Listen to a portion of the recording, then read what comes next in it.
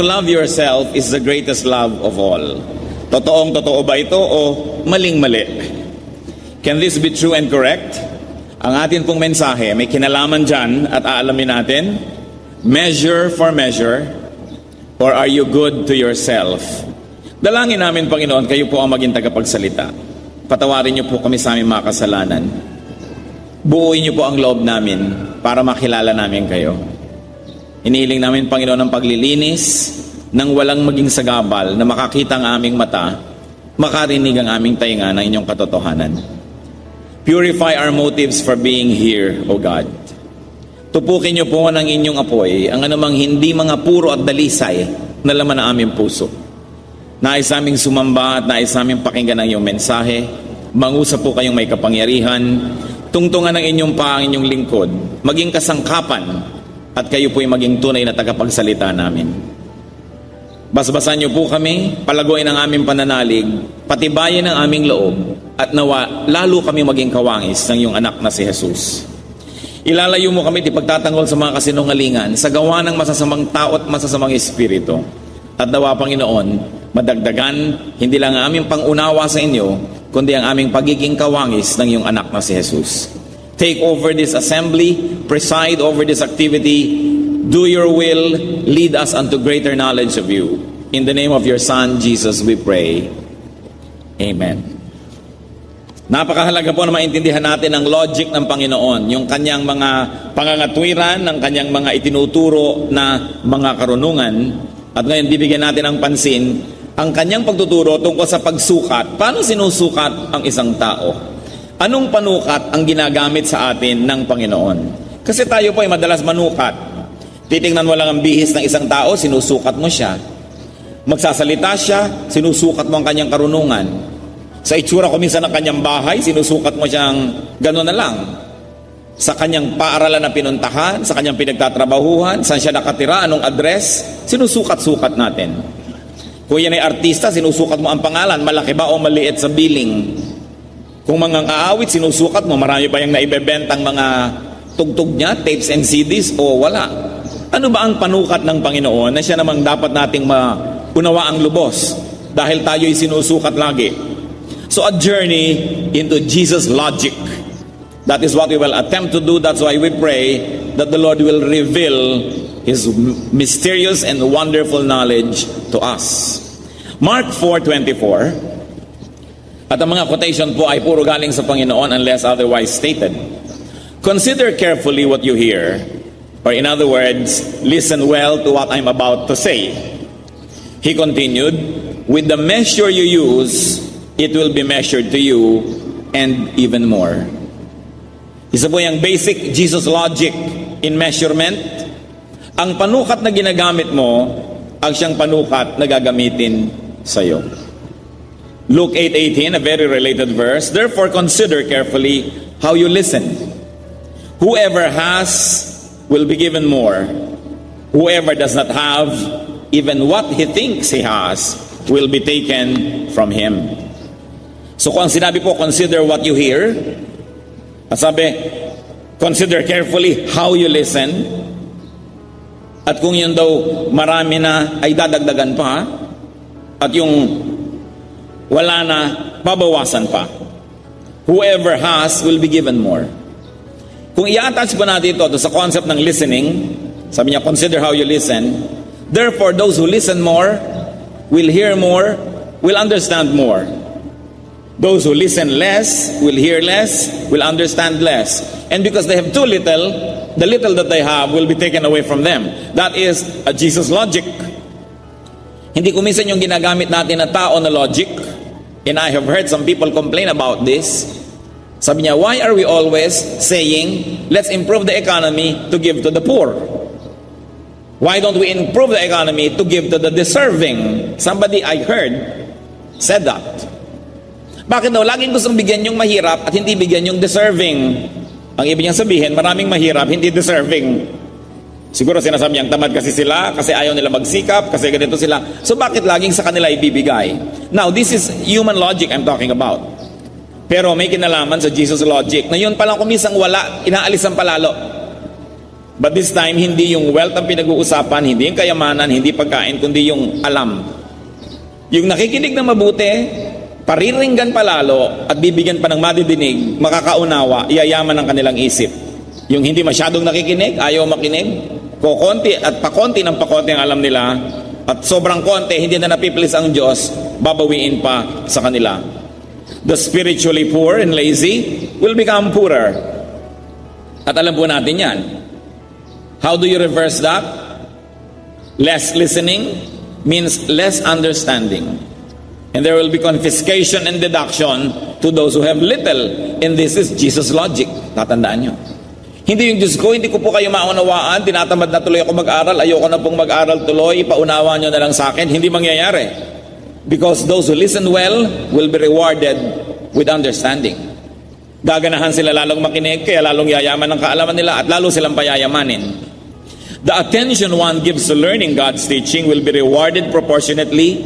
In fact, beyond proportionately, they will have additional blessing. That is Jesus' logic. A devoted listener to the mystery of God's kingdom will be rewarded. Kaya ang sabi sa James 1:22, do not merely listen to the word and so deceive yourselves. Do what it says. So you listen and study more to understand more. And you understand so you can obey, or you understand so that you can go to the point of obedience. Maraming mga hindi sumusunod sa kalooban ng Diyos kasi hindi nalulubos ang unawa. Pero pag naunawa po natin yung logic, yung katalinuhan at pagiging tama ng Diyos, kahit mahirap, susundin natin dahil alam natin yun ang tama. So merong mga hindi sumusunod dahil lang di lubos na nauunawaan. At dahil hindi sumusunod, hindi sila nagagantimpalaan, lalong mawawalan sila ng kakayahang unawain yung madali. Kaya pati yung madali, hindi na rin nila masusunod kasi hindi nila maunawa hanggang maubusan sila ng maubusan. It is a cycle of spiritual decay or a cycle of spiritual growth. And what breaks the cycle? Listening well. Ano po ang pinagkakaiba ng mga lalago at hindi lalago? Ang paraan ng pakikinig. Yung time-team na pakikinig, nakikinig para humanap ng susundin. Hindi yung pag nakakita ng mahirap sundin, magbibingi-bingihan na. At yun daw ganung uri ng pakikinig is rewarded by God. The more effort you exert in trying to listen to God's voice, the more you will be rewarded. And this is Jesus' logic of measurement. Kaya kung meron po sa ating nagsasabi, hindi ko maunawa ang Diyos, hindi ko maintindihan yung Bible, mag-invest pa po kayo ng maraming effort and energy sa pakikinig, sa pag-aaral, sapagkat ang sabi, seek and you will find. Balik na rin natin yan, you don't find because you do not seek. Or maybe you seek but you do not seek hard enough. That's why you never get to the gold. Kung kayo pinaghuhukay ng mina, pagod na kayo ng kahuhukay, give up kayo, hindi pa kayo nakarating doon sa gold, napagod lang kayo pero wala kayo narating. So hindi dapat na tumitigil kahit pagod na kung hindi nyo pa natatagpuan yung dapat matagpuan. Dahil yung pagod nyo, hindi magkakaroon ng gantimpala. So logic number 1, more listening equals more understanding. May bonus pa. More understanding is equal to more obedience because you understand, so you obey. More obedience equals more blessings. And more blessings means more gana to listen again. That's why it's a cycle. Kaya yung lumalago sa Panginoon, palago ng palago ng palago. Yung papaurong-urong ng urong ng urong.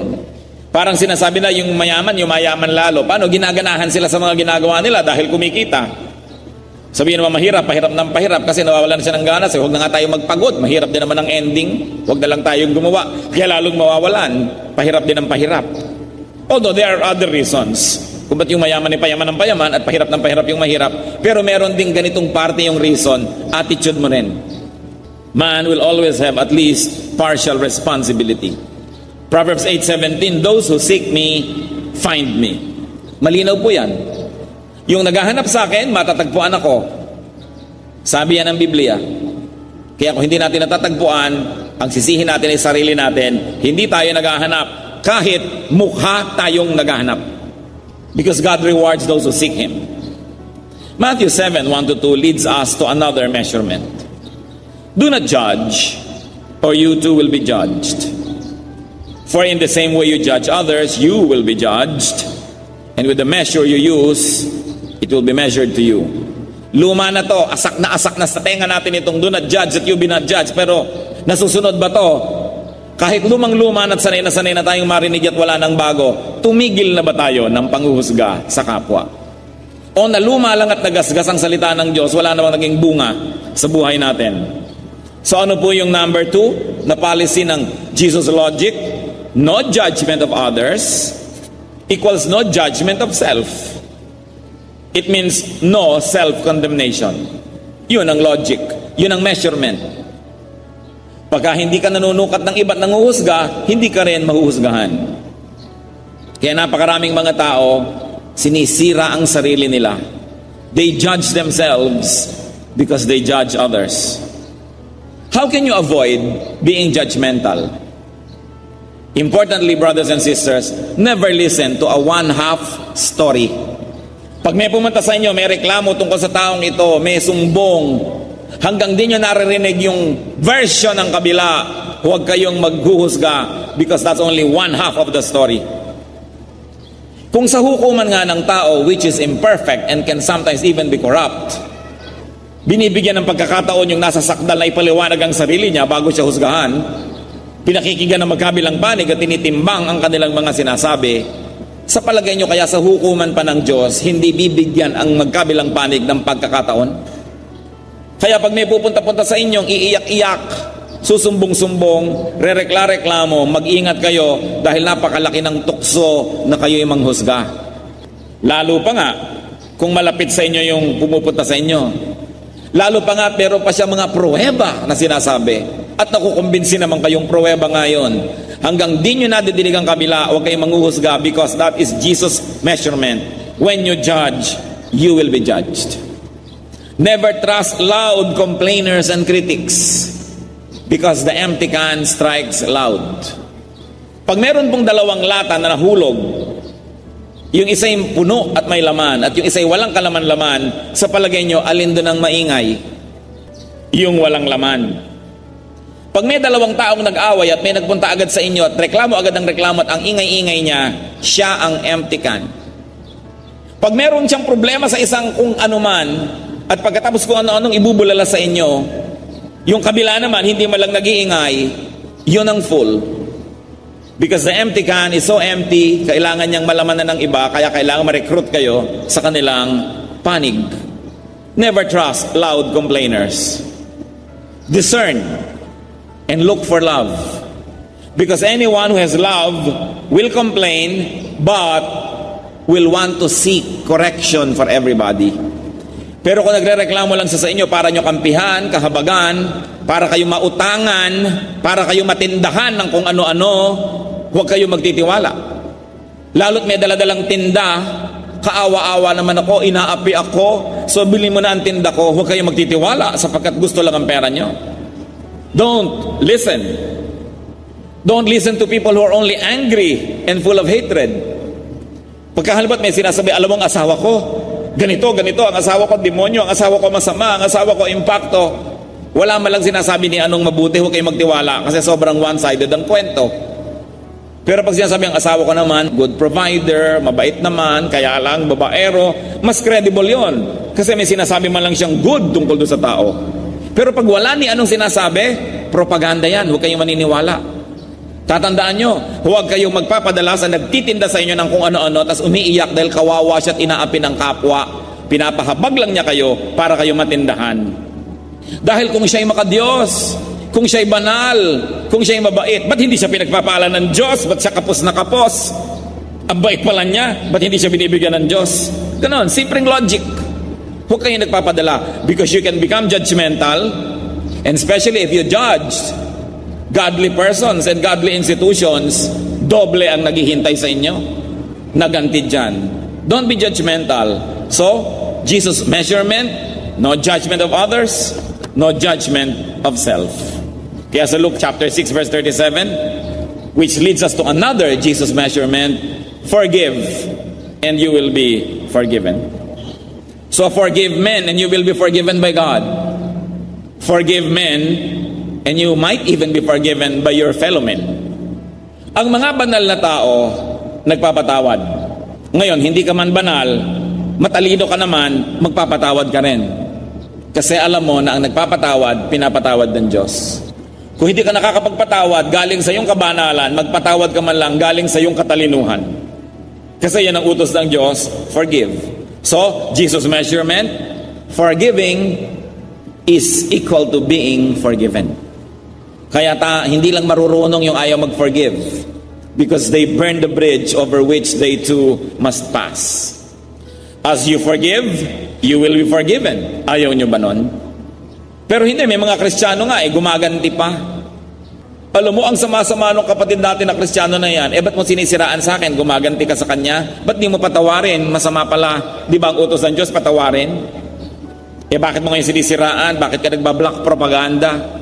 Bakit ka ngayon kumukuha ng mga kakampi? Ungodly ang iyong system. Tapos gusto mong maniwala akong godly ka?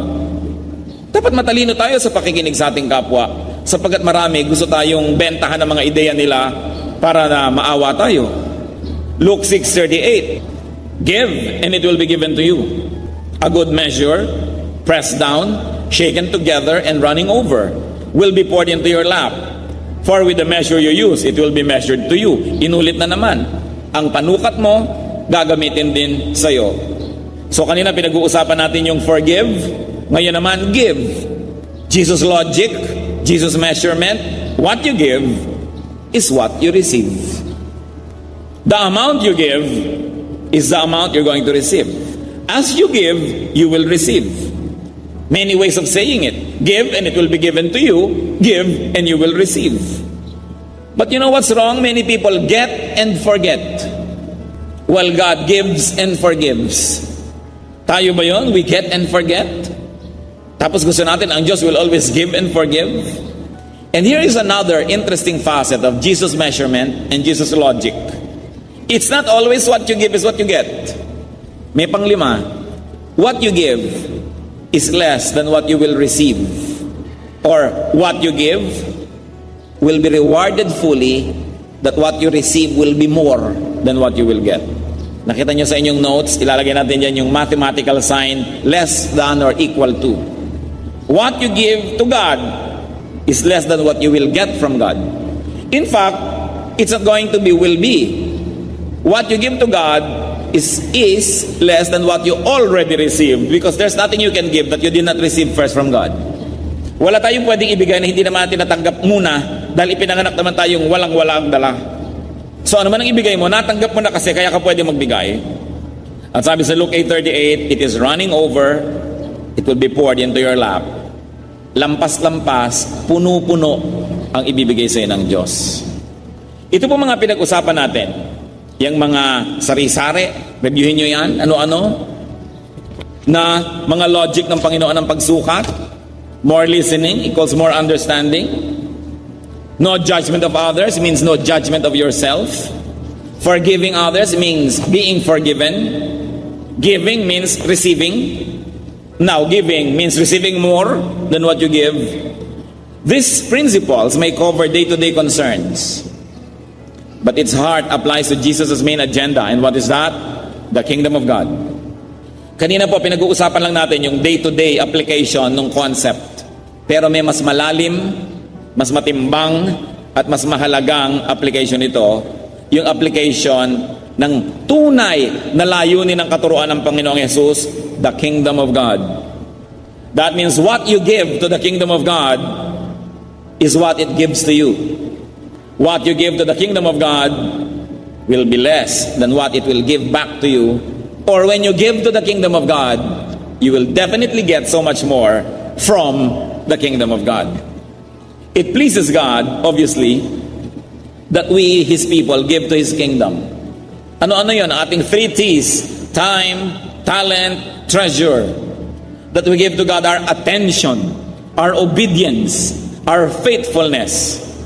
God likes to receive this from us because He likes to use it as a multiplicand in giving back to us.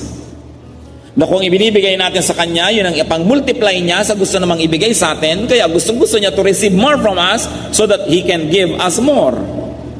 Kitang-kita ito kahit sa teaching Niya sa tithes and offerings.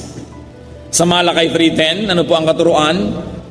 Bring the whole tithe, the whole, buo, no? The whole tithe into my storehouse, that there may be food in my house.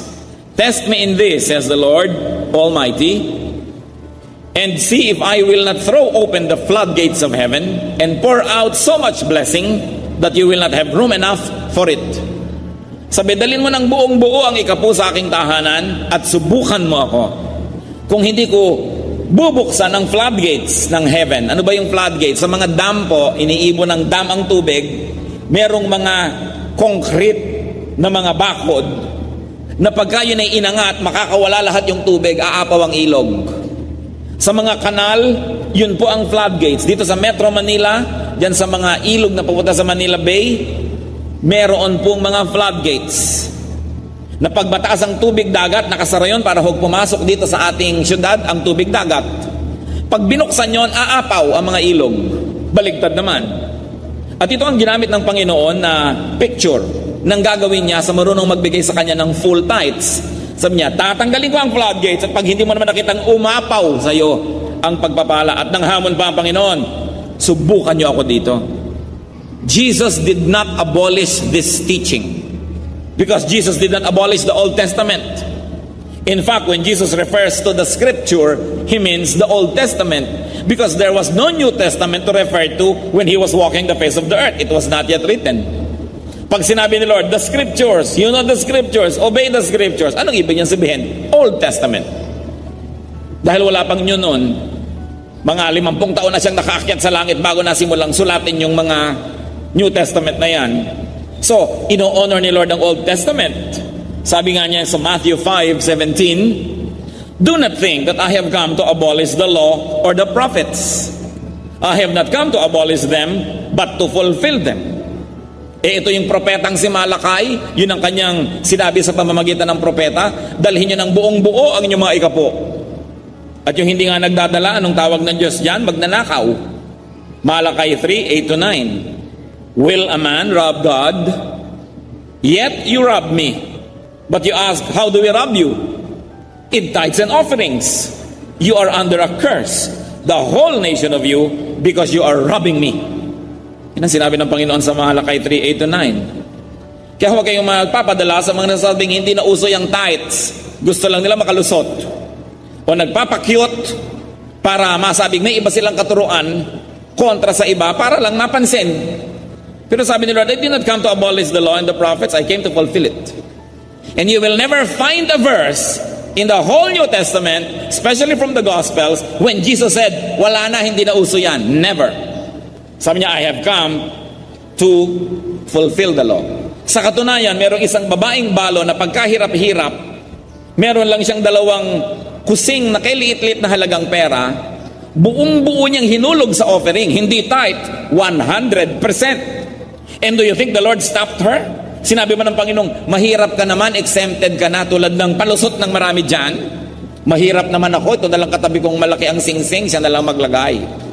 Pinigil ba ng Panginoon ang balong ito na hindi nagbigay ng tithe, kundi nagbigay ng 100%? Tinawag pa niya ang mga disciples, sabi niya, tingnan niyo yung babaeng balo. Yan ang pinakamalaki mag-offer sa church na ito. Paano naman po nangyari? 2 kusing lang ay hinulog. Sabi niya, hinulog niya ang lahat-lahat. Yung ibang malaki hinulog, mas malaki pa yung naiwan sa wallet nila at sa bahay nila, mas marami pa. Hindi yun ang big tithers. Hindi yun ang big givers. Sabi, itong hindi na nagtira. Hindi ko naman sinasabing, huwag na kayo magtira. Ang sinasabi ko, walang itinuro ang Panginoon na huwag mag-tithe. Inapprove pa nga niya yung taong nagbigay ng buong buo. At sa palagay niyo, bakit? Para kawawain ang babaeng ito? Pagsamantalahan ang kanyang pananalig? Paghirapin siya? No. Dahil alam ng Panginoon, lahat ng ibinibigay sa kanya, yun ang gagamitin niyang pang-multiply sa gusto niyang ibinigay sa iyo. So kung gusto kanyang bigyan, ito yung amount, ang ibinigay mo lang 1 times 1, o yun lang binigay sa iyo. Ibinigay mo 2. Kung ano yung nakalaan sa'yo, times 2, ibabalik sa'yo. 10 yung ibinigay mo, times 10 nung nakalaan. 0 ang binigay mo. Kahit ang gusto na ibigay sa'yo ng Diyos, 1,000,000, times 0, equals 0. Kaya sabihin niyo sa katabi niyo, kaya siguro lagi kang 0. No? Hindi ka faithful. Ang ibinibigay mo sa Diyos na pang-multiply, 0, kaya walang mangyari sa'yo. May mga palusot pa dyan, kulang pa nga sa atin magta-tithe pa tayo. Baka kaya ka nga kulang dahil ninanakawan mo ang Diyos. Meron pang, huwag na tayo mag-tithe, mukha namang mayaman ang pastor natin. May kotse naman. Kung may nagbigay ng kotse sa pastor, anong kinalaman doon sa type mo? Hindi naman ikaw ang nagbigay. Sana ikaw yung nagbigay. No? Hindi naman pala ikaw. Ba't mo gusto makalusot? Ang concept lang natin dito mga kapatid, hindi para ipagdiinan, at alam nyo, hindi natin pinagdidiinan yan sa inyo. But any concerned preacher will tell you that this is God's teaching. And the Lord Jesus Christ never abolished the tithe. 100% pa nga ang bigay ng balo, to be repetitious, hindi niya pinigil. Bakit niya pipigilin? Yung bigay nun, ang ita-times niya, imumultiply niya sa ibabalik niya. Bakit mo pipigilin? Alam ng Diyos ang kanyang ginagawa. So napakahalaga pong isipin. Yung kanta, sabi natin kanina, loving yourself is the greatest love of all. Paano pwedeng mangyari yan?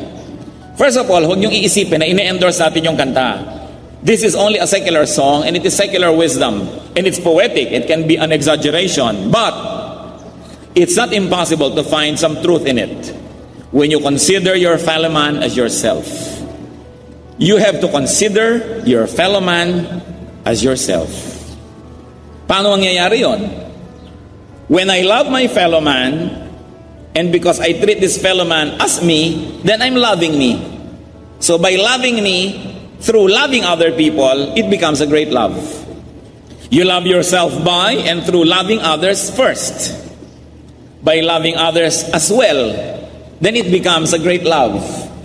Because you know that by loving others, you love yourself too. That the best way to love yourself is to love yourself through others first. In other words, makipagkapwa tao. Ang galing ng Tagalog dyan, kapwa tao. Ibig sabihin, ako't ikaw pareho. Kung paano kita itinatrato, yun ang trato ko sa sarili ko. If I respect you, I respect myself. If I don't respect you, I don't respect myself. Dahil tayo'y kapwa-tao. Kaya nakikita nyo po ang dissenting mga tao. Kahit sila may kagalit, hindi sila nag-hit below the belt. Kasi, kung babastusin nila ang kanilang kapwa, pambabastos din nila yun sa kanilang sarili dahil yan ay kapwa-tao. Kaya, okay magalit, nagagalit tayo kuminsan. Dapat nga tayong galit sa mali eh. Pero paano natin hinahandle yung galit? Do we hit below the belt? Do we insult people beyond the issue at hand? Because that will show how much respect you have for humanity. And no matter how disappointed or hurt you are, there are lines you never cross for the sake of dignity and for the sake of respect for yourself and your fellow man. Kung kayo po'y magkaibigan, may in-share sa inyo na sikreto ang isang tao, tapos nagkagalit kayo next week. Totoong tao kayo kung hindi nyo ibubulgar ang sikreto niya dahil lang hindi na kayo magkaibigan ngayon. What was shared in trust when you were still friends must never be betrayed even you stop becoming friends. Because what was shared with you at that time is sacred because it was shared in love and friendship. Even if that friendship no longer exists, in the memory and in honor of that friendship and the concept of friendship and trust, you don't violate it. Alam niyo po ang mga walang kwentang mga tao na halos asal hayop, malalaman niyo, kung ang lahat ng ipinagkatiwala sa kanya ng kapwa nung magkaibigan sila ay pagtataksilan niya at ibubulgar niya pag hindi na sila magkaibigan, wala siyang kakwenta-kwentang tao. Pero kung galit man ako sa kanya at nagkagalit kami ngayon, pero nung ibinahagi niya sa akin ang sikretong ito, hindi kami magkagalit, magkaibigan kami. Out of my respect for friendship in general, for humanity and for dignity, I will not betray it. Sino po ba ang nakakaalam ng schedule ng Panginoon Jesus? Nasaan siya nung gabi na siya dinakip? Saan siya pupunta? Sinong nakakaalam? Si Judas. Bakit niya alam? Bakit siya kailangang bayaran ng iba? Kasi hindi alam ng iba kung nasaan si Lord eh. Bakit alam ni Judas? Kasi pinagtiwalaan siya. Kung anong ipinagtitiwala sa iyo, hindi mo ipinagbibili. Hindi ko man nainis ka na at galit ka na, babaliktarin mo na ang lahat sapagkat yan ay asal hayop. Ang totoong tao, meron ding hangganan ng kanyang galit. Hindi siya tumatawid dun sa pagiging asal hayop at hindi niya pagtataksilan ang dangal ng kapwa kahit ang kapwa na yon ay kagalit niya. Yan ang pakikipagkapwa. Kaya sabi ni Lord sa Matthew 19:19, love your neighbor as yourself. Ikaw, meron ka ipinagkatiwalang sikreto sa iyong kaibigan. Gusto mo ba na pag nag-away kayo, ibisto niya yon? Ang sama. Mababa. Napakababa ng uri ng ganon. Pero kahit nagkagalit kayo, tapos yung sikreto mo, hindi pa rin niya ibinubulgar, kahit kagalit mo siya, may paggalang ka. Kasi siya isang tao. At isa ito marahil sa ibig sabihin ng Diyos, love your neighbor as yourself. If you don't want your secrets to be divulged, don't divulge other people's secrets. Ngayon, sa panahon na magkaaway kayo, may nalaman ka, baka pwede mo na yun na ibulgar kasi sa panahon na yun, hindi na kayo magkaibigan eh. But for you to betray a former trust and friendship only means that you are just a little higher than animals. Kasi sabi, love your neighbor as yourself. Dahil pareho kayong tao. Those that do not love and do not give actually do not love themselves. Yung maramot, laging gusto bigyan niya ang sarili niya, pangkanya lang. Ang totoo, hindi niya mahal ang sarili niya.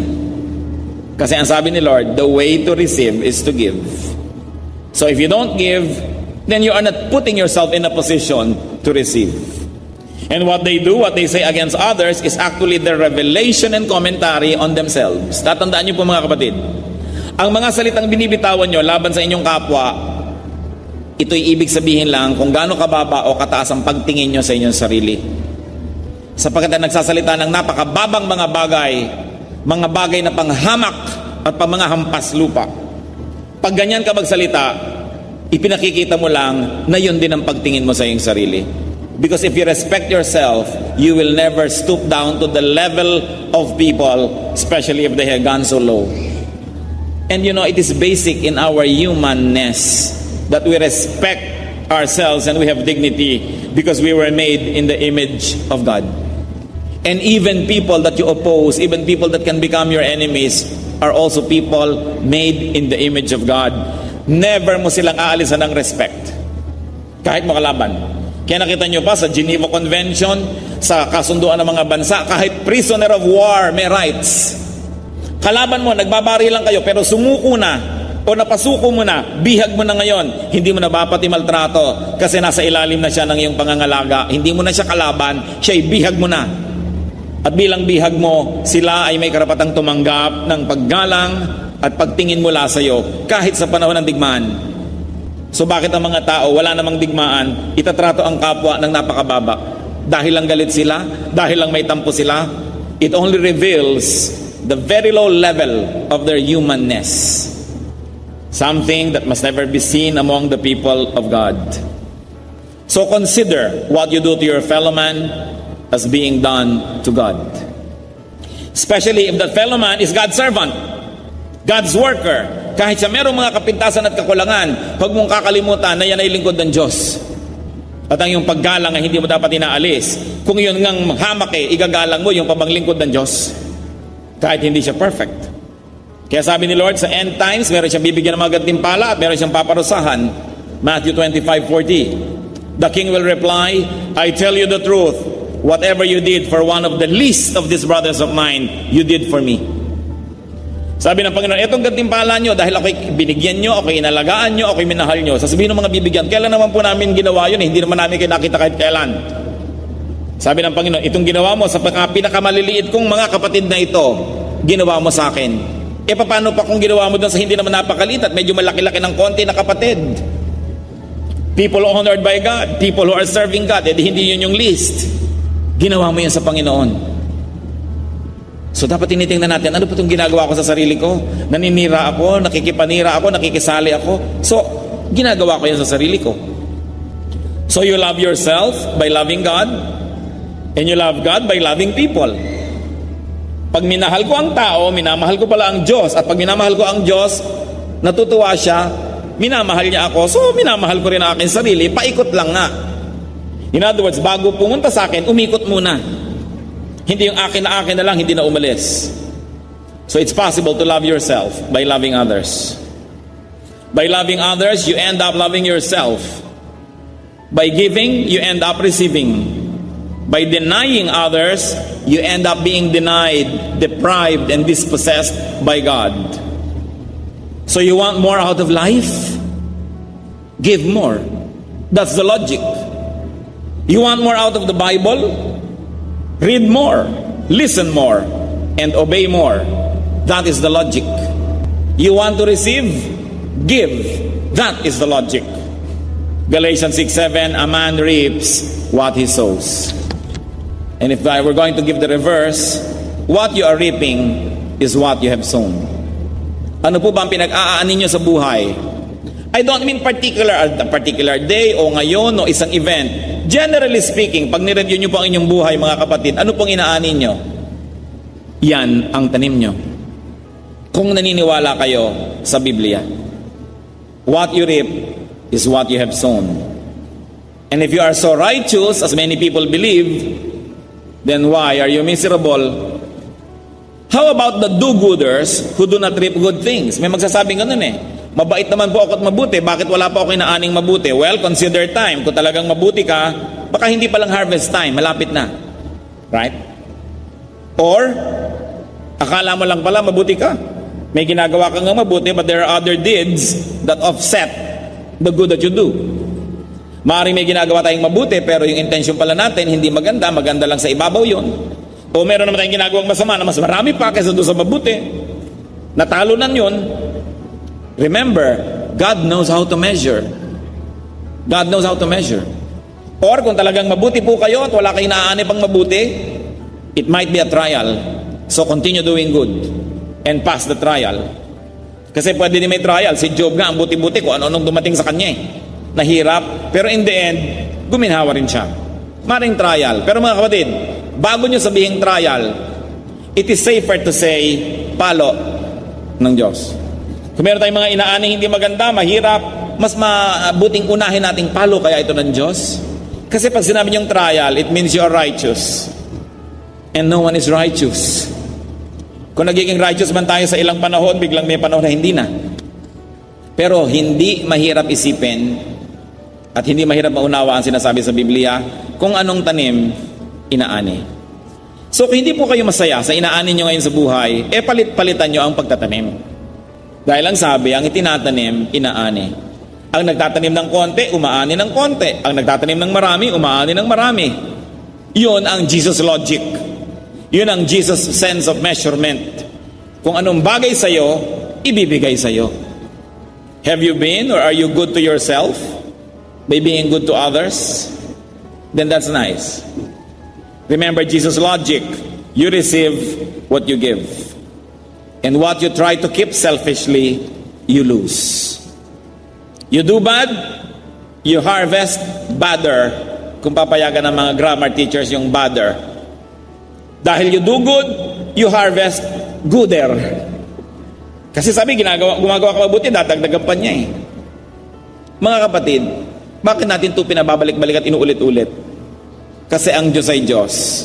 Yung panukat niya ang mananaig, hindi yung panukat natin. So matuto tayong sukatin ng lahat sa pananaw niya. Hosea 8:7, they sow the wind and reap the whirlwind. Nakita nyo?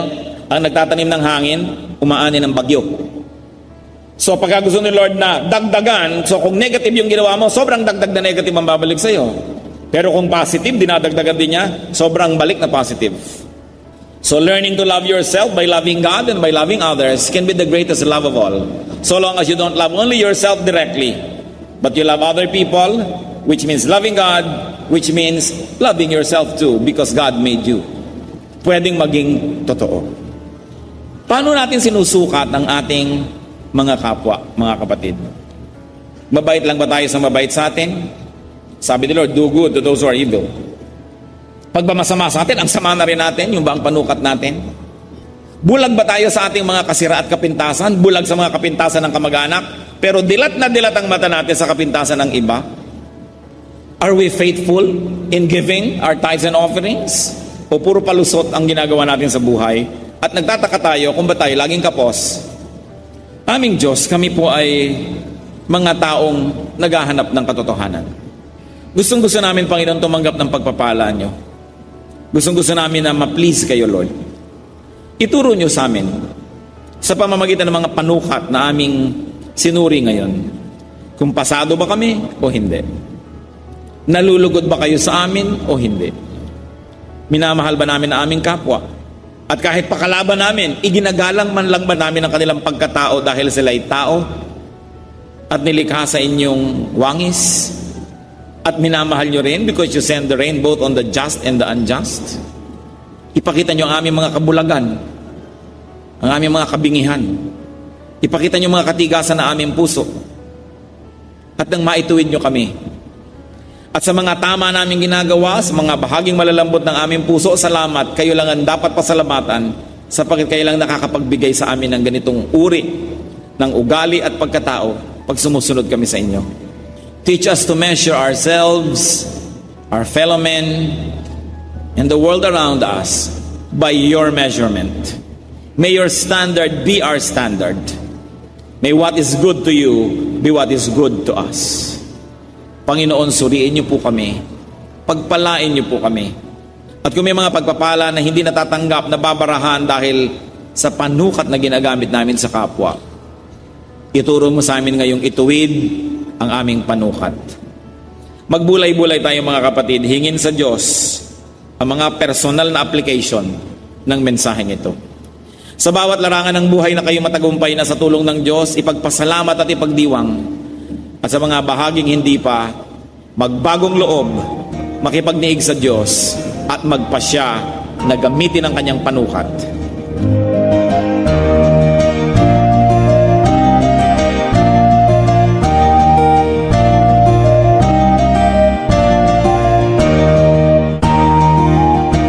Ang katatapos pong mensahe ni Kuya Ed Lapid ay pinamagatang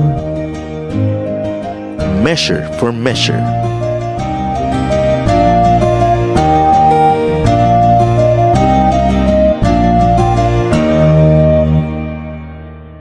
Sa inyo po, Panginoon, lapat itong aking loob na sumilong at pasakop, makisuno at sumukob. Sa tuwing kayo'y lalapitan ay lagi nang gumagabay, taus-pusong lumilingap sa bawat pusong sugatan. Kabutihan niyong matapat, bukas palad kung magbigay, kahit ang tulad kong abay, walang patagong anuman.